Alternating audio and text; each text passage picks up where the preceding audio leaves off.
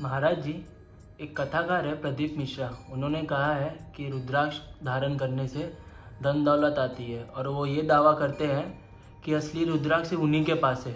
इसके ऊपर थोड़ा प्रकाश डालिए। श्री सीताराम।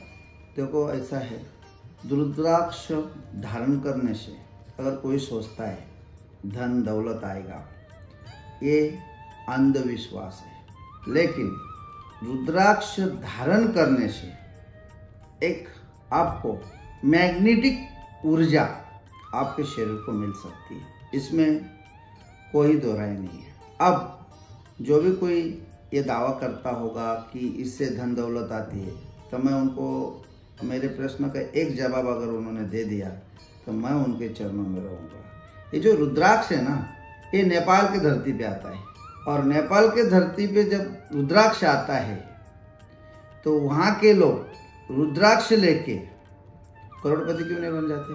आज नेपाल के लोग बम्बई में आके वॉचमैन का काम करते हैं, सलाम साफ करते हैं। तो आज उनको जब देखा जाए, और नेपाल एक गरीब राष्ट्र है, उनकी परिस्थिति अगर देखा जाए, तो ये दावा करने वाले जो भी बाबा लोग हैं, मैं ये सारे बाबा लोगों को पाखंडी कहूँगा, क्योंकि धर्म में विश्वास का मूल्य बहुत है।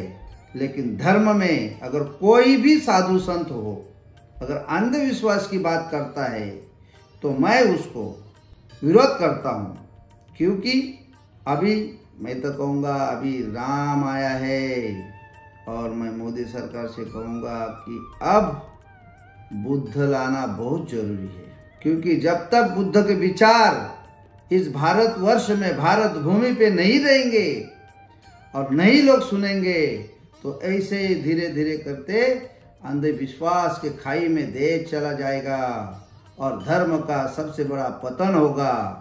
अगर धर्म को बचाना है और विश्वास को बढ़ाना है और सत्य को अगर उजागर करना है, फिर से नालंदा विश्वविद्यालय जैसा विश्वविद्यालय गुरुकुल की फिर से स्थापना होनी चाहिए, और इस भारत भूमि में, भारतवर्ष में बुद्ध का प्रचार होना चाहिए कि बुद्ध कौन है, बुद्ध का ज्ञान क्या है।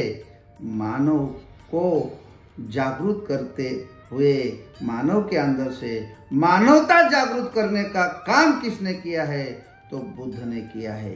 क्योंकि बुद्ध भी क्षत्रिय है, राम भी क्षत्रिय है, दोनों में कोई अंतर हो नहीं सकता है।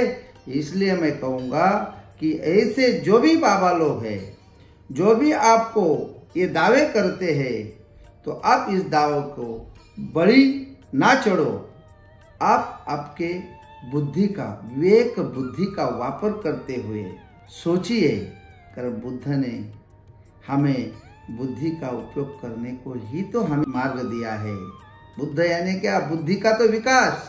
जब तक तुम्हारी बुद्धि नहीं जागृत होगी, तुम ऐसे ऐसे पाखंडी बाबाओं के आगे सर झुकाते रहोगे, और आपका धन भी जाएगा, और आपको इसका परिणाम गलत होगा। तो आप उसको ये सोचोगे कि मुझे किसी ने फंसाया है। तो हम इस कलयुग में रहने वाले मानव है, हमें सोचना चाहिए। आज हम चांद पे जा रहे हैं, मंगल पे जाने की तैयारी है, हम पाताल में भी जा रहे हैं। तो हे मनुष्य लोग, आप सच्चे ज्ञान की अवधारणा कीजिए, राम की भक्ति करिए। राम की भक्ति करने वाला और बुद्ध को पढ़ने वाला ही सत्य के मार्ग पे चल सकता है, अन्यथा उसको सत्य नहीं मिलेगा। श्री सीताराम।